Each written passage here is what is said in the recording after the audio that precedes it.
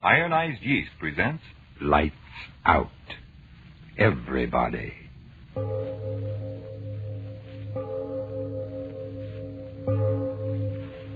It is later than you think.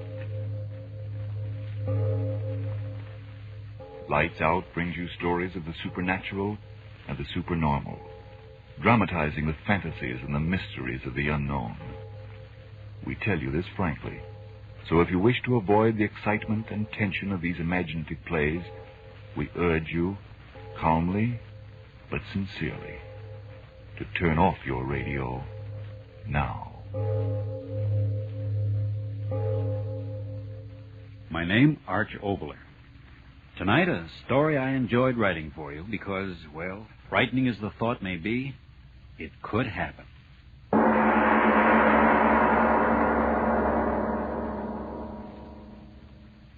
And furthermore, I might speak frankly, my dear Diane, the basic thing wrong with woman is her nose. Let's cut it off. Russell Adams. Then there's the matter of her ears. Look at them. Well? They're too obvious. Cut them off, too. No nose, no ears. Oh, a fine art critic you turned out to be. Oh, is this thing odd? Russ Adams, I hate you. I think it's the best piece of sculpture I've ever done. Egomaniac. Oh, will you go away? Not until I tell my wife how much I adore her. How about stopping the artistic endeavors for the night and romancing with the old man? Any night. Come on. Out on the veranda. There's a moon. Spoken as Professor Russell J. Adams, instructor of astronomy at our beloved university. I don't know a single scientific fact about this moon. It's a special satellite built entirely for romance. Then it's a date. After you, fair Diane? Why do you laugh? Just thinking it's a good thing we haven't any neighbors, or they'd think we were honeymooning. 10 years and 2 more weeks. Sweet. Why? For remembering. Why the sigh? Oh, it's such a lovely night. Yes. You're very lovely with the moonlight in your hair. Darling. 335 days out of the year, moonlight to me is just a reflected light of the sun. A light interesting only that it may be analyzed spectroscopically. But these 30 days of our vacation, Diane. Oh, what a magical change. It's a soft lover's moon hanging in the heavens only to brighten your loveliness. Oh, people wonder why I can't get excited about Ronald Coleman. Coleman? Who's he? Spoken like a true professor. He's a motion picture star. An absolute paragon of romance. Oh, well, perhaps I shouldn't neglect my movie-going. Oh, so much I mean. With such paragons to teach one. You do all right. Oh, Russell. What's the matter? I saw the brightest shooting star. Is that all? The way you gasped, I thought you saw the angel of death himself galloping over those meadows. There's another one. Look, Russell. My dear, for 11 months out of the year, the heavens have my full and undivided attention. Oh, but during this blessed month, let the heavens fall. I can't be bothered. I never saw such bright shooting stars. Yes, and another thing, my dear. As the wife of an accredited professor of astronomy, I think it no more than fitting that you give the phenomena that you observed its proper name, namely the fall of a meteor. There's another one. And another. Oh, Russ, how bright and beautiful. They travel at such a tremendous rate, the friction of our atmosphere burns them into a fiery vapor. There's more of them. Look, one after the other. I've never seen so many shooting stars. Uh-huh. I mean so many meteors in all my life. Oh, so that's why you wanted me out here. You knew about this meteor shower, didn't you? It's one of heaven's free spectacles in this constellation. Every 3 years, and this happens to be the 3rd year. How frightening. Why frightening? Those great masses of stone and iron coming from who knows where in interstellar space, traveling millions and millions of miles and then going up in such glorious flame just as they reach the end of their journey. Not all goes to flame. Hundreds of them strike the earth each year. Well, Russell, there's no danger. Oh, no. The probabilities of being struck on the head by that cosmic rubbish is about 1,000 times more remote than winning a sweepstake without buying a ticket. Well, look. That one. The brightest of all. Wait, Diane. What's that? I don't know. Something from Look the up. sky. shooting star. Look out, Diane!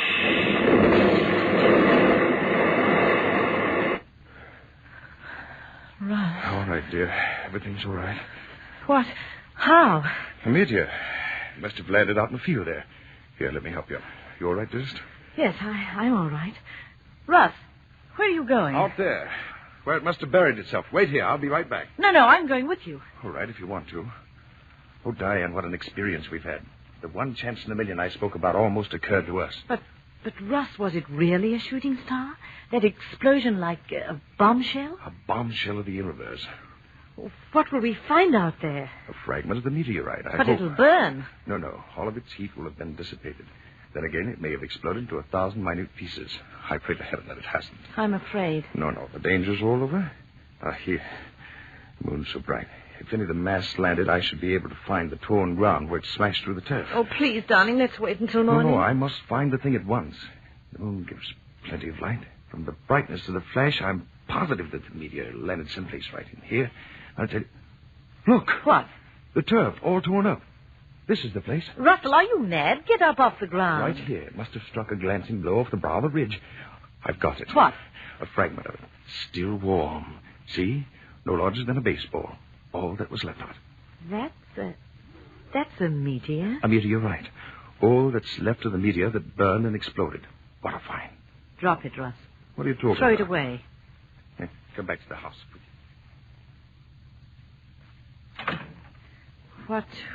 What are you going to do with it? Diane, what's the matter with you? Your face. I don't know. Somehow I'm afraid for all of us. Afraid? Good heavens, my dear. There's nothing dangerous about this. A mass metal that's 90% iron. Why, it's as harmless as any inert piece of metal. Come to the study. I'll show you where the rush of air against the incandescent... Russ, wait. Huh? Someone's crying. Yes. I'll go and see. It's Helga. Oh, Helga, you poor thing. We forgot all about you. Oh, Mrs. Adams, it was exploding. Now. Everything's all right, Helga. What's going on, Diane? Oh, poor Helga. The explosion frightened her out of her wits. Oh, Mr. Professor Adams, we die. We all die. Don't be a the fool. fire, it come from the sky. It kill us. It kill you and me and everybody. We die. Everybody Stop die. it. For heaven's sake, stop that. Sky. Take care of it, Diane. Give her a sedative or something. All right, Russell. All right now, Helga. Everything's all right. I'm going to get at this meteorite, so please quiet the dumb fool down as quickly as you can. Superstitious idiot. Simple phenomena, and she thinks the world's ending. Simple little meteorite. Iron, bit of nickel content. Nothing particularly unusual. Oh, Diane, quiet her down, will you? Yes. She'll be all right. You look a little rocky yourself. Here, sit here. She's very frightened. Yeah, and even you, Diane. Well? Well, you've acted so strangely, as if this inert piece of cosmic metal could cause some supernatural ability. What are you going to do with it? Nothing. Examine it. Here, I'll take some of this nitric acid. Where's that bottle? Yeah. Now watch closely, and I'll show you that the stone consists of ordinary elements. Iron. Russell. What? This mark on it. How strange. Yeah. Funny, I hadn't noticed it before. Circles the entire stone. I wouldn't be a bit surprised that a blow right here would break it in half. Yes, I think I'll try to do that. No, Russ. Leave it alone. Good heavens, Diane. Nothing but a stone. All I'm going to do is try and break it along this fissure. See, I had a hammer and a stone. Here. I wonder if the stone break. Almost solid metal. I'll try. By George, it did. Clean in half. What? Look. What's inside? Flesh. Oh, Russ, how... Negative-ray protoplasmic. No, it can't be. It can't. This is a meteor. It came from out there. There is no flesh. Nothing could live. Russ, look. Huh? It's growing. Growing?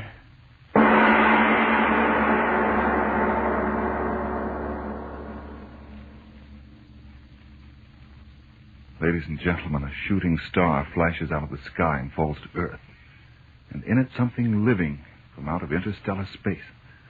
Yes, Yes, this is the time to take a breath before going on with tonight's Lights Out play, the story of Professor Adams and his wife and the thing from out beyond our world. A meteorite had fallen, and Professor Adams had broken it open, and there was a gray nugget of flesh inside, which, even as the professor and his wife stood watching, began to grow.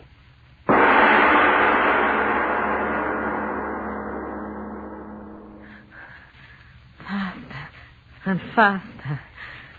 Gray flesh. Growing. Russ, I'm afraid. No, Diane. No. Wait. Control yourself. This is something we've got to see, both of us, calmly, so we can tell others clearly what we saw. I'll try. Oh, Russ, keep your arm around me. Larger and larger. Listen, the noise as it grows. I hear it. When will it stop? When? Look. Look. I can't. That horrible gray flesh. But you must see it. Look. It's forming into something. What? A head. It's forming into a head. Oh! How can it be, Diane? Flesh in a meteor growing into a head. I see it. A head. Horrible head. Diane, you heard. Yes. A head without body speaking. Yes, speaking. Russell. You hear and understand me. Thick-lipped. Laughing. I laugh at the fear and wonder in your simple little faces. Who are you? What are you? If I told you, would your little earth minds understand? Tell us, whatever you are. Tell us what you are. What you on earth will soon have for masters. No, wait, Diane. I must know. You thing... what can I call you? Tell me what you mean, you... masters. Surely you simple little men do not think that in you creation has reached the ultimate. No. Gray flesh talking. I'm getting out. You will stay. Russ, I can't move. Nor I. You cannot move. Who are you? Tell us, who are you? You saw how I came. A tiny bit of protoplasm in that meteorite? So I willed myself to be, to reach your earth. You came here in that? Through space? Through space beyond your furthest conception. Earth thing. Many of my people have tried. I am the first to succeed. Then meteors are the means we have used to try and reach this haven of plenty. I am the first. Now there will be others. You're from another planet? An old world. Old beyond your understanding. A world grown cold in its age. Empty with passing years. We must escape to a young, fertile world. This world. But you're only heads. Heads without bodies. Oh, Russ, I'm so afraid. No, please. I must hear him speak. This that is happening to us is a miracle of all times. Tell me, you there, are you only heads in that world you speak of? Heads. You see what I will you to see. But what are you? A mind and a will beyond your feeble understanding. As far above you as you are above the apes that still must crawl in your jungle. But how can it be that you speak as I speak and understand what I say? Your prattling wearies me, but I tell you this. All that you say, I know. The most profound thought any of you earth things have ever thought is to me as the babbling of children. But now I am hungry. You understand that, little thing? Hungry? Hungry? Hungry with a hunger that has driven me over space without ending. Hunger that has brought me here. But what do you eat? You will know. What do you mean? What food could there be here to fill the hunger of such as I? Hunger that would make me entomb myself in metal, flung into space in a hope that chance would bring me through the fire of that air of yours. What food? A thing. I don't know. Tell me. Come closer.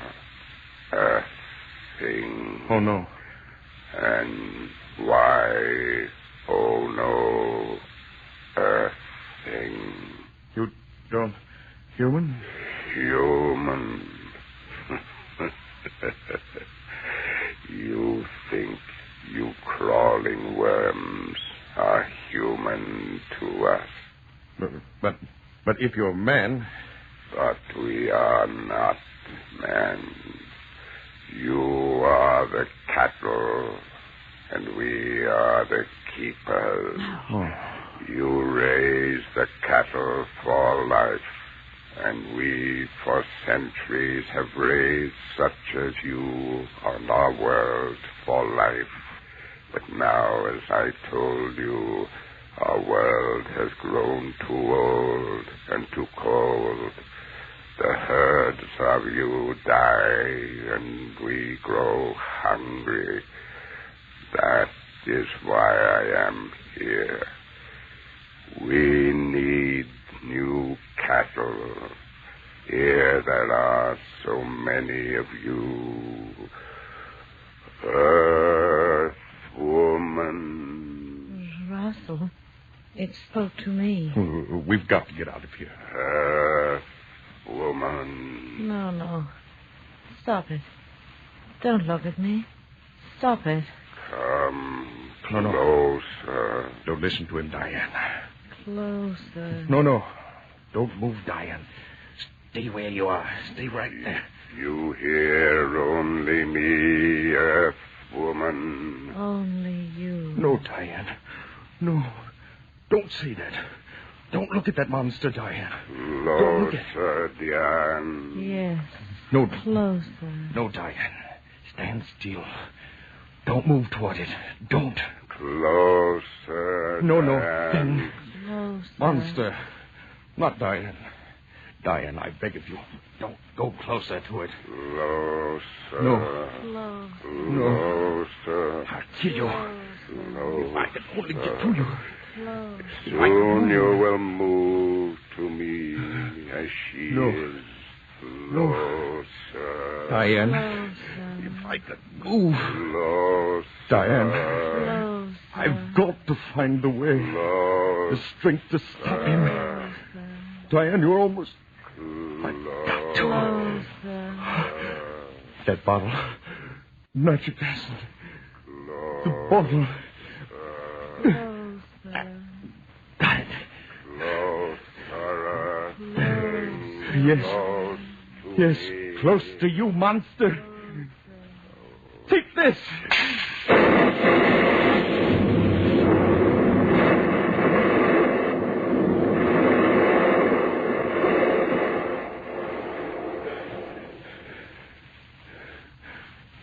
A pool of flesh. Flesh. That's all. Diane, wake up. Open your eyes. I've killed the thing. I killed it. Diane, it's all right. Russell. I've killed it. Oh. Diane, look. Outside, it's still dark. Yes, the sky's still streaked with the Russian meteorites. And that thing said more of the monsters of his breed are trying to reach this earth. To feel that devil's hunger in them. Another meteorite is just there.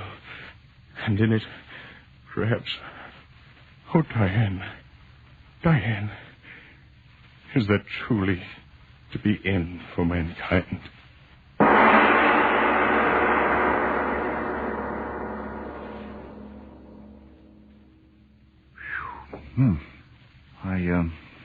Mr. Obler, will the end of the world come that way?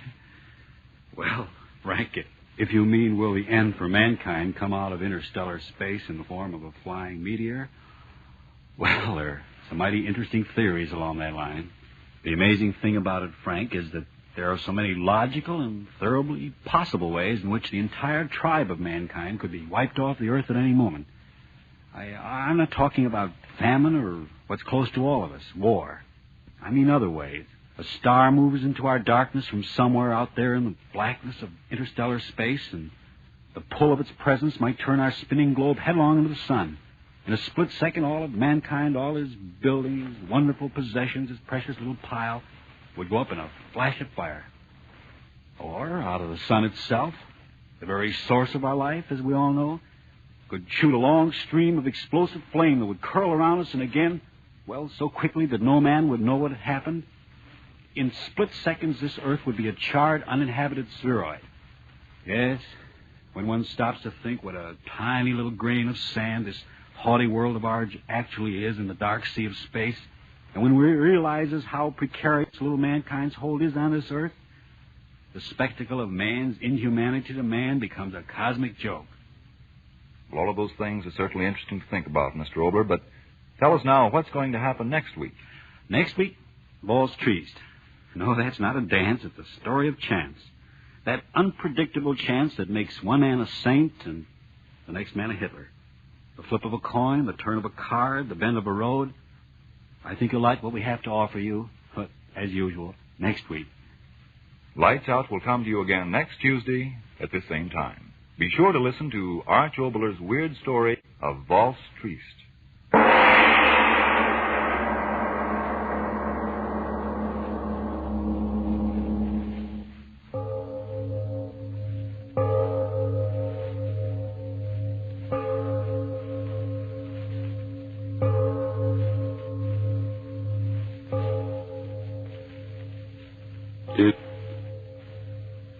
It is later than you think.